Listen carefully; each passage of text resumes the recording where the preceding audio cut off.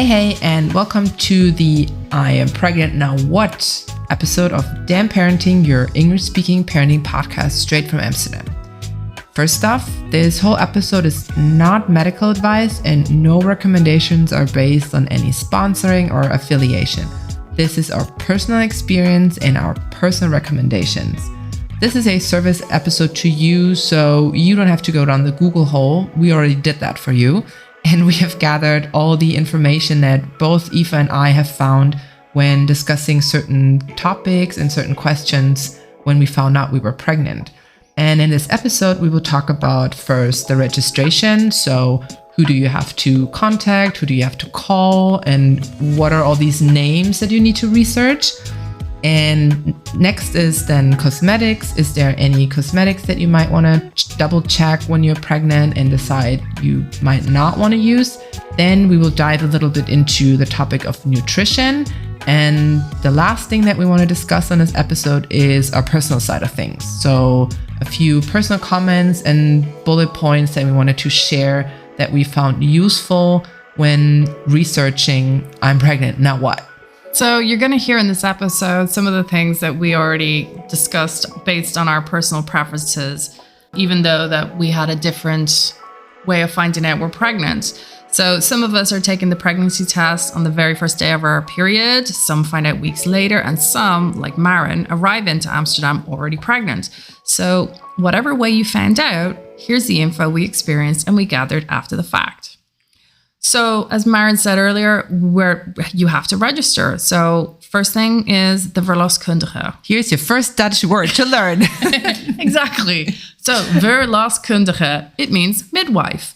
So in the Netherlands, as we know, the birthing isn't seen as a medical procedure. It's actually quite a natural thing. So here, the midwife is going to be your first port of call to discuss and have your checkups for your entire pregnancy.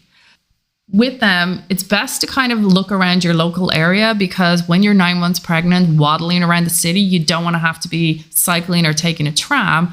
Kind of look in your local area to find out who the local verloskundiges are.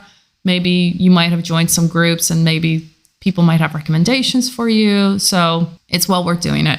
But on that note, we are going to be hosting the verloskundige sessions in this podcast where we're going to chat to them from all around the city so you get to hear about them personally.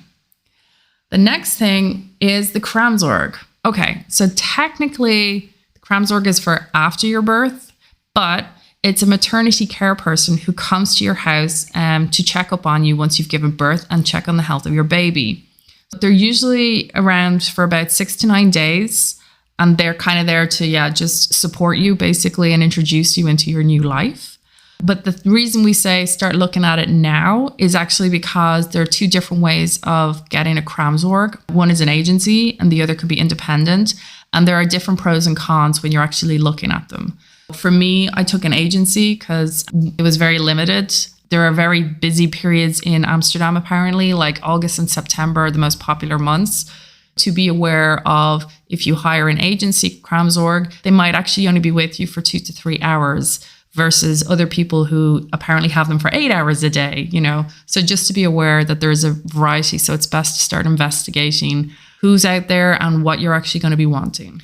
And you can also ask your verloskundige if they have a recommendation for a kraamzorg. That's how I found the kraamzorg that I ended up working with. Because, of course, they also know who do they work with well. So this is always a good first starting point if you're totally new, as I was, to the whole concept of kraamzorg. Your midwife is a good first point of contact to ask them, can you give us any can you give me any recommendations, or is there anyone that you enjoy working with? You might want to check this out also. Yeah. Recommendations are always one of the best ways to go. After the verloskundige and then the kraamzorg, the next thing, it might be surprising, is actually daycare. So this baby is still in you and you already have to research, where can I put them when they're out? Exactly. It's a very strange thing to say, but for those of us living in Amsterdam, you might start to become part of the conversation and start understanding there is a massive shortage of daycare and places. So right now, is a good time to start really thinking about what am I going to do? Am I going to stay working full time? Am I going to reduce a day? How is my partner going to do this? What is your situation? How do you foresee it? What way do you want it to go? And start looking at your daycare options. It's not just go to daycare. You also have gasthouders, which are people who take children into their homes and they mind them like a daycare in their own home. Or else equally, you have nannies as well. So there are a variety of options. So now is a very good time to start thinking and considering how you see yourself, once you've kind of hit that maternity stage and you're meant to be returning to work. How do you want to do it? Do you want to go back to work? Do you want to go back 5 days, 4 days, 3 days? There are lots of options out there. So it's best to start considering it now. And to throw in, because after all, this is, like we said, a personal experience episode also. I know that everyone will freak you out, rightfully so, to some extent, of the waiting list and how hard it is to get into a daycare, which is all true. However, I also want to put in my personal experience here. When we started looking for a daycare, our child was around 15 months when we said we want to try to find a daycare for us. And I just walked down the street. It was the next one that was a block away from the apartment that we used to live in. Just made an appointment to look at the place. And originally they had said, oh yeah, waiting list, months and months. We don't even know when, and we'll put you on it. And I had already started setting reminders in my calendar, which is also a tip I can advise you. If you're on a waiting list, put reminders in your calendar to call the daycare, send them an email, just be like, hey, I'm still here. You have anything? So I'm putting in all these reminders, and 2 days later, actually the daycare calls me and says, we have 3 days available next month because someone just moved away and there is no one who can take these days, because I had said I'm super flexible. I can take whatever you have, whenever you have it. So I was super lucky with that, finding the daycare close to my home with the approach that we wanted and the days we were flexible on. So we got 3 days in the beginning. So this is also, there is horror stories, yes. And then there's also cases where it's just a matter of luck and you can always try to. And as Maren said there, different daycares actually have different approaches. So that's also something for you. For example, some daycares only have like sandwiches at lunchtime, where some people might say, I prefer to have a warm meal because then that's less demanding on the parent in the evening, that they can then give sandwiches if that's, the way you're going to go. Yeah. But check out the different varieties you have. You'll be surprised with what's out there. There's a lot of different chains. There's small little places as well. So now's a very good time to get you started on your research. And one last thing to wrap up the whole daycare topic, because I've seen this come up in every single international expat, whatever you want to call it, group and conversation. Everyone was shocked when they walked into a daycare, into the sleeping room, and saw cages. Oh, yeah. So we just want to give you a little heads up to the Dutch way of putting babies to sleep in a safe way. That's the whole thing. The cages. They're not cages. They're not cages, yes. But I'm just putting this out there.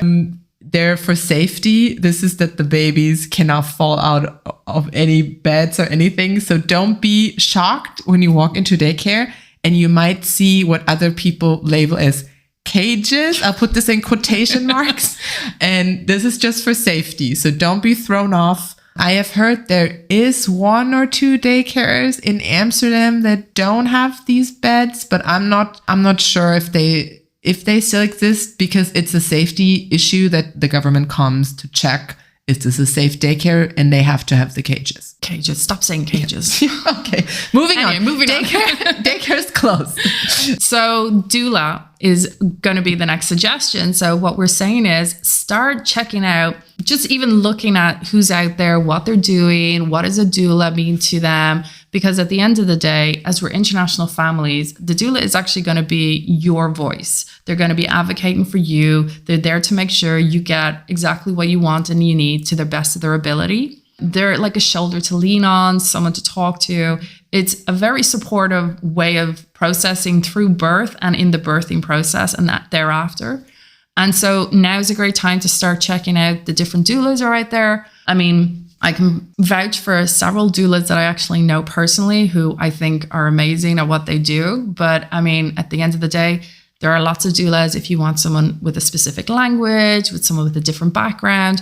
There's so many options out there. So now's a great time to start looking at it and considering it. And Maren actually had a very good point she mentioned when we were discussing this topic. Yeah, so I did use a doula for my birth just to have an extra backup when giving birth in a new country, a new environment for the first time. I just felt that I needed a little more personal support. I opted to have a doula, and I also found my doula through my midwife practice, actually. They recommended someone, and then I started looking at all the recommendations and was in the beginning a little shocked, of course, with the prices.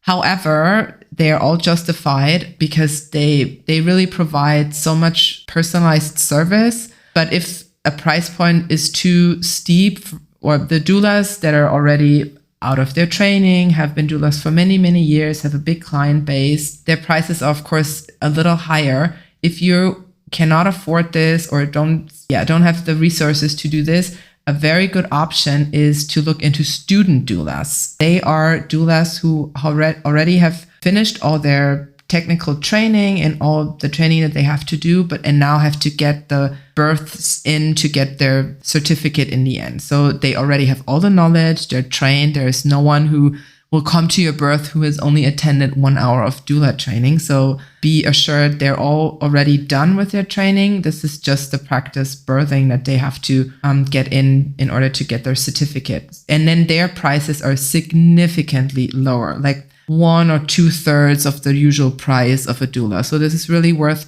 looking into it. And I had never had any second of, oh, I don't think she's ready, or I don't think she's certified or anything. Like, my doula was so great. I've had the best experience with her, and she was a student doula. So this is a really good tip that I got when talking about doulas with my midwife. Check out the training doulas. Yeah, I never knew that until you brought it up when we were chatting about this. So much like the kraamzorg and the verloskundige, we are going to be hosting a doula sessions. So we will be speaking directly to doulas in and around Amsterdam, so that you can get to hear their voices, hear a bit about them, maybe even a little bit about their personal approach. We hope to help, give voices to everyone who's going to be involved in your birthing process. And the last registration, as it were, topic is actually your health insurance coverage. I'm not sure how many people are arriving into the country just as they find out they're pregnant, but health insurance changes only in the month of December in the Netherlands. Strange.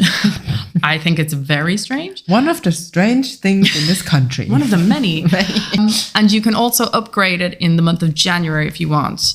Right now, depending on the time of the year that you find out you're pregnant, look into your health insurance, see what's covered, look at the difference of basic versus full coverage. Think of things like you can rent pumps might be covered, or you can even buy pumps they could cover for a certain amount. Equally, TENS machines that can be partly or fully covered, even about how much physio or alternative care they're also going to provide. Just so you know that in your health insurance, whatever the highest health insurance person is, that is the coverage the child also gets. Just a good note, so that if your child does need something with a physiotherapist or something else, and if you have the full coverage, your child will automatically have the same. And the good thing is, like Eva said, you can upgrade all your services for the time of birth and after, and then you can always reverse it back when the next year comes, and you can adjust your healthcare plan. Yeah, I mean, you just use it for the 1 year, as it were, if you need be, if you have that option. There is also one thing that your health insurance coverage might or might not cover, which is called the kraampakkets. If you're not aware, the Netherlands, as we said, don't see birthing as, a medical thing. So they want to prepare you in case you need to give birth at home. So some health insurance companies will actually provide you a box of everything that will be required to give birth at home, and some don't. Now, you can easily go out and get a list of what you need and go and buy it yourself. So it's not too urgent, but it's just always good to know if it is or not covered, just so that you're not left a bit panicky in the 7th month. Those are the 4 key elements, plus the health insurance coverage we think is a good thing to really look into now while you find out you're pregnant in your first trimester, or equally in your 2nd or 3rd, wherever you are right now. If there's any points or notes, do drop it in a message to us so that we can take a look. Everyone already arriving pregnant here in later stages, I arrived here in Amsterdam when I was 22 weeks pregnant, and I've been able to find all the people that I needed to work with, and I've been able to register for everything on time. So don't panic. You will find someone and you get the coverage that you want. Yeah, there's a lot of scary stories out there, but it's always rest assured, you're going to be safe. It's going to be okay. When we look in the home, one of the rooms we should really look at is the bathroom. There's one product we're going to suggest to eliminate immediately, which is retinol. And retinol can be found in its pure form or equally in creams or serums or in any other lotion that you might use at nighttime. This is the number one thing you need to remove once you find out you're pregnant. You can check it up, you can Google it, you can talk to your doctor, but this is one of our biggest tips that we will suggest on this podcast. And even I, who still colored her hair in the first trimester, I did remove the retinol out of my bathroom cupboard. So yes. There's lots of to's and fro's when it comes to like people saying you can't do this, you can do this. So, but this is one thing that I think most people will say all agree to. Speaking of what to avoid or not, let's step into the kitchen. So there's going to be a series of foods that you might not be allowed to have, like raw fish or meat or runny eggs. And then, of course, there's the topic of alcohol and caffeine. These are all going to be basically dependent on each individual, I think. You know, there is a very well-known book we will discuss in a later episode. But I think, it's going to be dependent on yourself. But as long as you're aware of everything, then you make that decision yourself. Yeah, and I think there is a difference between making a decision because I don't know better or making a decision that I'm making informed. Correct. And it's also about how you feel. Yeah. So, for example, I eliminated everything possible because I just wanted to make the best option I could. But that was my personal choice. And it also depends on, like Eva said, personal experience, because I was pregnant 29 and you were pregnant 40. So it's also different stages in life, different pregnancies. So we will put this information out there, and of course you see what fits for you and what situation you're in. Correct. And then obviously there's going to be the prenatal pills, which again, everyone is going to agree that you should take. They contain folium or folic acid, as well as iron, and then choline as well. Again, this is going to be from your verloskundige, your GP, whoever you speak to will obviously recommend this. And we will be delighted that we'll be having in an upcoming episode a nutritionist who specializes in prenatal nutrition. So be sure to listen out. But speaking of food, something I learned pretty late in my pregnancy was I didn't know what heartburn was. I didn't either.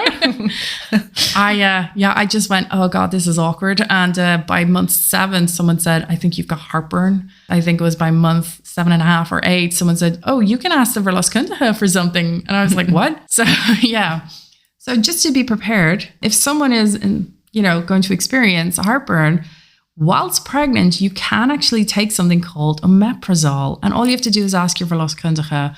It'll be easily arranged. And I think most people I know ended up taking it. Yeah. So I only had heartburn when I was eating Domino's pizza with the cheese crust. Oh God. Which everyone should get heartburn from.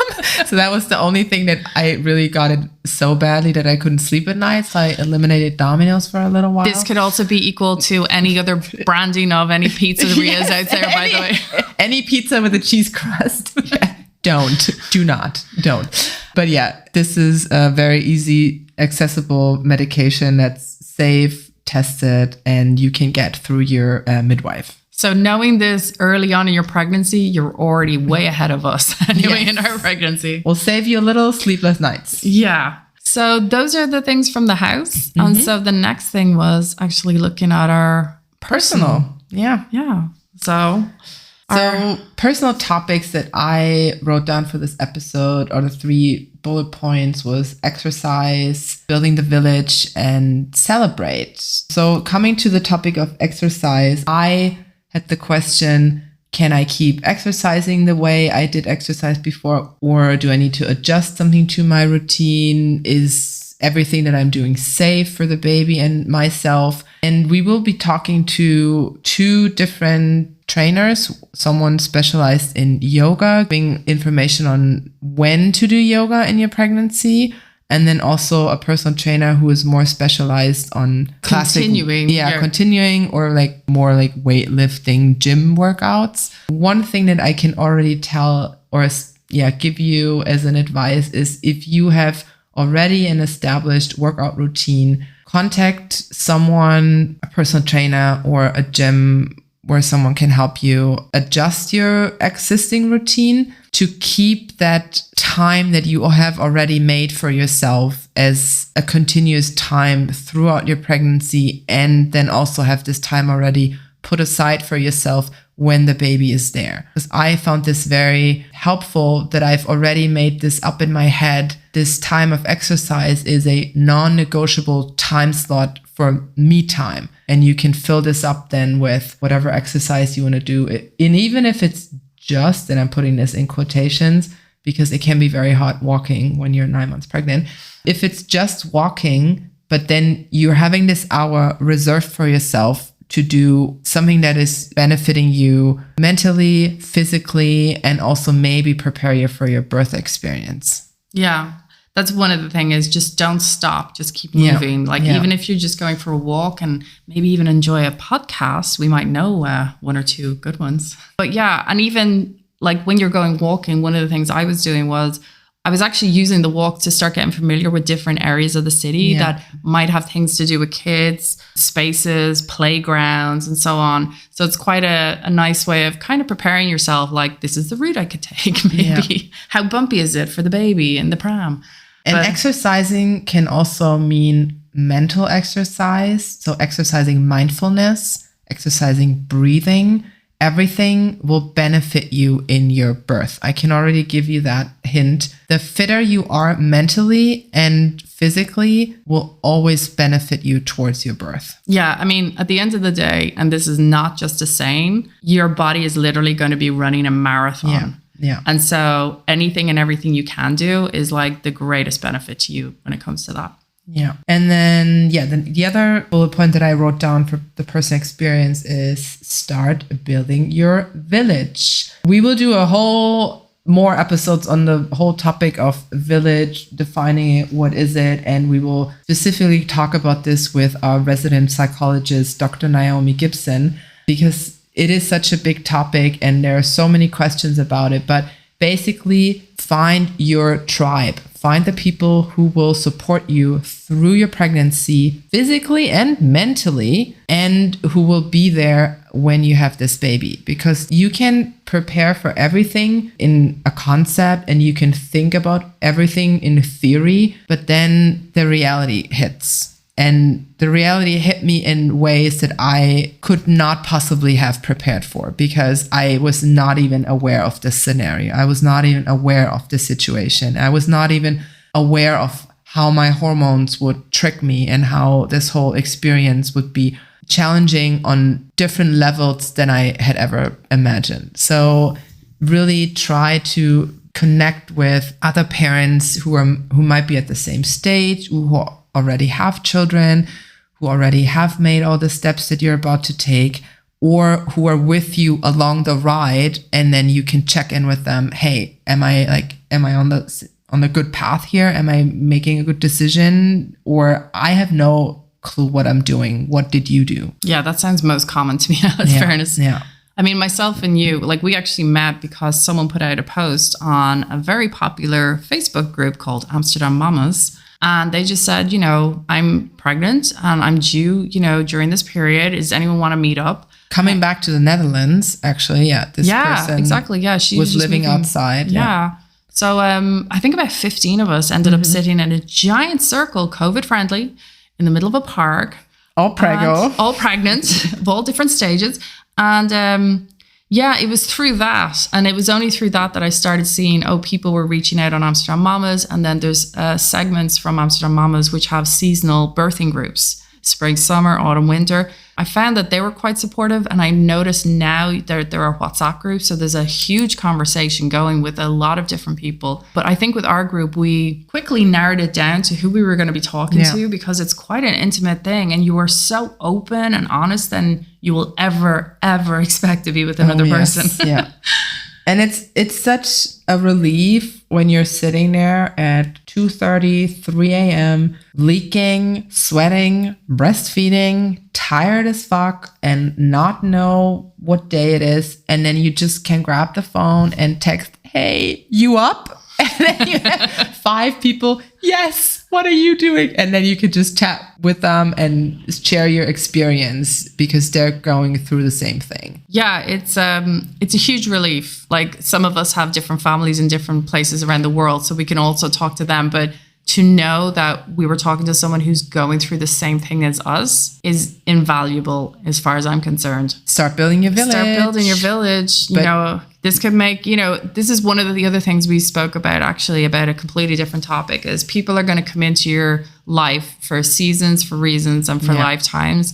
And the thing is, some of the friends are going to be there when you need them the most, but then they drift off. They might move out of the city like many of ours did. There's going to be different reasons, but at the end of the day, it's the most important thing is about that specific time in our life and to make sure you get everything and every possible opportunity you can out of everyone, that you can talk to people, you can share experiences. Don't be afraid. You don't have to be friends with them for a lifetime, but you can just be in the moment with them. So wrapping up the village topic for this episode, but as we said, we will pick this up at another point. The last point that I had written down in preparation for this episode was celebrate the new beginning, celebrate stepping into this new journey, celebrate stepping onto this new path. I know it can be scary and it can be overwhelming and it can be anxiety triggering, but it's also beautiful. Give yourself this moment of appreciating what's ahead of you, appreciating how far you've come with this already, or the way you've become pregnant might have been very difficult or very easy. I don't know your experience, but just give yourself this moment of appreciating yourself and your body for coming to this point. Yeah. And for me, I think celebrating will also be encapsulating, sharing this baby moon, as some people like to refer to. Go away, enjoy time with your partner, or just go away for yourself to have a nice treat, spend time with your friends or whatever. Because this is going to be the last period in your life where, if this is your first child, where you really are your be all and end all. Because once you give birth, that child is going to now consume your soul and your heart, and you're going to be giving them everything you can. So right now is the best time to start really treating yourself and start figuring out ways to actually start building those important moments and routines and habits and rituals for yourself to carry on into after you've given birth, as it were. But go out and enjoy dinners. Yeah. Go and see places in the Netherlands, or get down to a beach if you can, whatever it is. And if you already have children, celebrate and enjoy the times that you still might have as a one-on-one. If you have one child, or if you have multiple children, just celebrate the time as it is now, before there will be a major shift in, even if you're first-time parent, or if you already have multiple children or one child, there will be a significant shift no matter what. Yeah. So try to make yourself aware of it, but more with the feeling of curious anticipation rather than anxiety crippled fear. Yeah. But whatever it is, just celebrate it, because you're in the moment where, Be gentle. Be gentle with yourself and be gentle with your thoughts. That's it. Be good to yourself. Be good to yourself. So wrapping up, as we said, there's going to be some administration you need to do when you look at verloskundiges and kraamzorgs and doulas and your health insurance and daycares. That's your admin. That's stuff that once you get it started as soon as possible, things will go pretty easy for you. Looking in your home, as we said, we are going to be speaking to nutritionists. We'll be speaking to exercise. We will be running some series talking to different verloskundiges, kraamzorgs and doulas in the future. We have a lot of plans that we want to help you and guide you through your pregnancy and further into parenthood. So we hope you found this episode interesting and informative. And if we're missing anything, do drop us a message on, you can find us on Instagram, or else you can drop us a message on YouTube or on our email. Do get in touch. We are so open. We just want to be able to share any knowledge that there is out there with our community. And if you think you're someone that we need to talk to and you have to share something, then of course also drop us a message on Instagram. Our account is Damn Parenting Podcast. or you can send us an email. You will find all the information in the notes, and then we will hope to hear you on the next episode. Till the next episode then. Bye-bye. Bye.